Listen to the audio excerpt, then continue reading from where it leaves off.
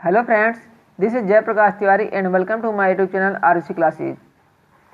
आज की वीडियो में हम डिस्कस करेंगे क्लास 10th के लिए सामाजिक विज्ञान का एक महत्वपूर्ण चैप्टर जो कि राजनीति विज्ञान से संबंधित रहेगा, लोकतांत्रिक राजनीति। इस चैप्टर का जो पहला है, इस पोर्शन का पहला चैप्टर सत्ता की साझेदारी।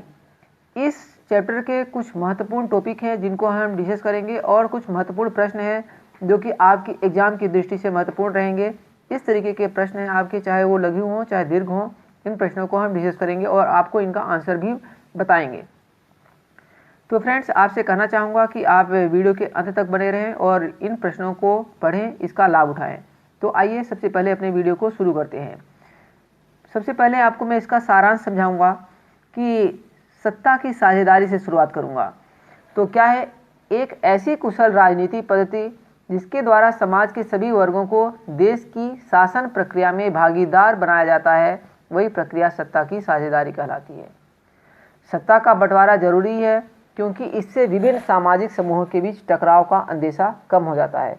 ये क्वेश्चन यहाँ से एक बार बना था कि सत्ता का बंटवारा क्यों आवश्यक है।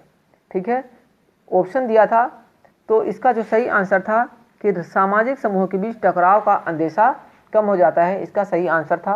ऑब्जेक्टिव क्वेश्चन में ये था। नेक्स्ट है, उन देशों में भी साझेदारी की आवश्यकता पड़ती है जहां कोई सामाजिक विभाजन भी न हो। हर देश में विधायिका, कार्यपालिका और न्यायपालिका को मिलाकर चलाना पड़ता है, नहीं तो संवैधानिक गतिरोध कहीं भी पैदा हो सकते हैं।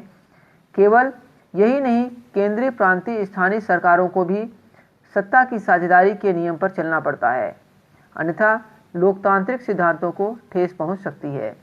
जिन देशों में क्षेत्रीय भाषा और जाति आधार पर विभाजन हो, वहां पर सत्ता की सावेर का और भी महत्व बढ़ जाता है, अन्यथा इनमें कोई भी चिंगारी दावा नहीं का रूप लेकर देश के सारे ताने बाने को जलाकर राख कर सकती है। तो ऐसे ही कुछ पॉइंट हैं, आप इनको अच्छे से पढ़ लें और हम चलते हैं अपने नेक्स्ट पॉइंट की तरफ कि बेल्जियम के समाज की जाति बनावट कैसी है, इसके विषय में क्वेश्चन पूछा जाता है। तो बेल्जियम यूरोप का एक छोटा सा देश है जिसकी आबादी हरियाणा से भी आधी है, परंतु इसके समाज की जाति है बनावट बड़ी जटिल है। जो इसके समाज की जाति है बड़ी जटिल है। इसमें रहने वाले 59% लोग डच भाषा बोलते हैं, 40% लोग फ्रेंच बोलते हैं, बाकी 1% लोग जर्मन बोलते हैं। ऐसे भाषाई विविधताओं में कई बार सांस्कृतिक और राजनीतिक झगड़े का कारण बन जाती है, परंतु बेल्जियम के लोगों ने एक नवीन प्रकार की शासन पद्धति अपनाकर सांस्कृतिक विविधताओं एवं क्षेत्रीय अंतरों से होने वाली आपसी मतभेदों को दूर कर लिया। उन्हें बार बार संविधान में संशोधन इस संसार से किया कि किसी भी व्यक्ति को बेगानेपन का एहसास न हो और सभी मिलजुल कर रह सकें। फिर नेक्स्ट है श्रीलंका के समाज की जाति बनावट। श्रीलंका के जो समाज है वहाँ पर भी जाति बनावट है, इसको भी आप एक बार देख लें। अब मैं आपको बताता हूँ कुछ महत्वपूर्ण प्रश्न अपने।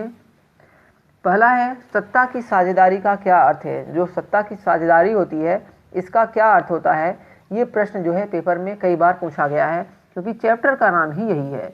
तो क्या है, सत्ता की साझेदारी का अर्थ है कि एक ऐसी कुशल राजनीति पद्धति जिसके द्वारा समाज के सभी वर्गों को देश की शासन प्रक्रिया में भागीदार बनाया जाता है। जो समाज के सभी वर्ग होते हैं उनको शासन प्रक्रिया में भागीदार बनाया जाता है, इसी को हम कहते हैं सत्ता की साझेदारी। नेक्स्ट क्वेश्चन है इसका, सरकार के अलग अलग अंग कौन से हैं। मतलब सरकार किनसे मिलकर बन सकती है, हम ये भी बोलते हैं। तो सरकार के अलग अलग अंग विधायिका, कार्यपालिका और न्यायपालिका हैं। तो संविधान के 3 अंग कौन कौन से हैं? विधायिका, कार्यपालिका और न्यायपालिका। यहाँ पर आप याद रखना, सरकार के 3 अंग होते हैं।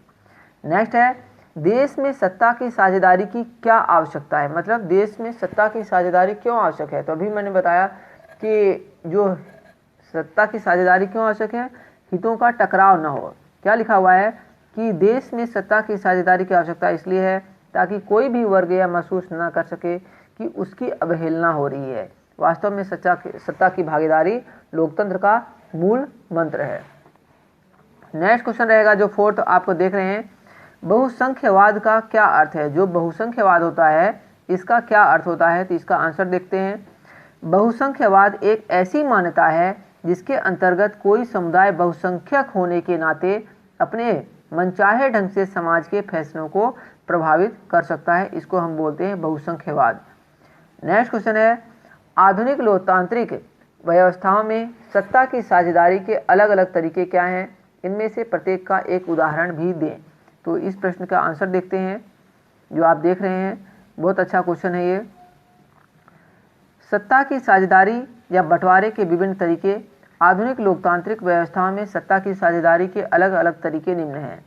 फर्स्ट है, सत्ता के बंटवारे का पहला रूप हमें सरकार के 3 अंगों, सरकार के 3 अंग कौन कौन से हैं, विधायिका, कार्यपालिका और न्यायपालिका में सत्ता के बंटवारे में मिलता है।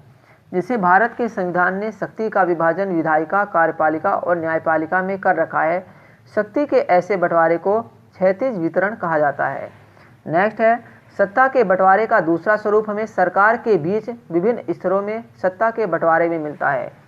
सारे देश के लिए केंद्र सरकार होती है, प्रांत या क्षेत्रीय स्तर पर अलग अलग सरकारें होती हैं। उच्चतर और निम्न स्तर की सरकारों के बीच सत्ता के इस बंटवारे को ऊर्ध्वाधर वितरण कहते हैं।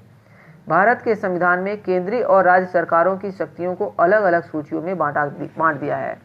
थर्ड पॉइंट है इसी में कि सत्ता का कई बार बंटवारा सामाजिक समूह जैसे भाषा समूह और धार्मिक समूह में भी कर दिया जाता है। बेल्जियम की सामुदायिक सरकार इस व्यवस्था का एक उत्तम उदाहरण है। तो कई बार सत्ता का बंटवारा राजनीतिक दलों एवं दबाव समूहों में भी कर दिया जाता है। यदि अनेक पार्टियां मिलकर सरकार का निर्माण करती हैं तो सत्ता का बंटवारा विभिन्न पार्टियों में कर दिया जाता है। मतलब अगर कई सारी पार्टियां मिलती हैं तो कोई बोलता है हम मुख्यमंत्री बनेंगे, हम उप मुख्यमंत्री बनेंगे, फलाना फलाना बनेंगे, और इस तरीके से सत्ता का बंटवारा हो जाता है। कई बार इन पार्टियों में किसी विशेष विभाग के लिए भी होड़ लग जाती है। तो फ्रेंड्स, ये थे आपके कुछ महत्वपूर्ण क्वेश्चन जो इस चैप्टर से बनते हैं, और इसके अलावा आपको इस वीडियो में सारांश भी दिखाया जा रहा है। जो सत्ता की साझेदारी का जो सारांश है अभी मैं दोबारा दिखा रहा हूँ, आप इसको अच्छे से पढ़ लें और इनको याद कर लें, क्योंकि इन्हीं में से अति लघु, लघु उत्तरीय प्रश्न और बहुविकल्पी प्रश्न भी पूछ लिए जाते हैं। Okay friends, thank you for watching this video. मिलेंगे नेक्स्ट वीडियो में।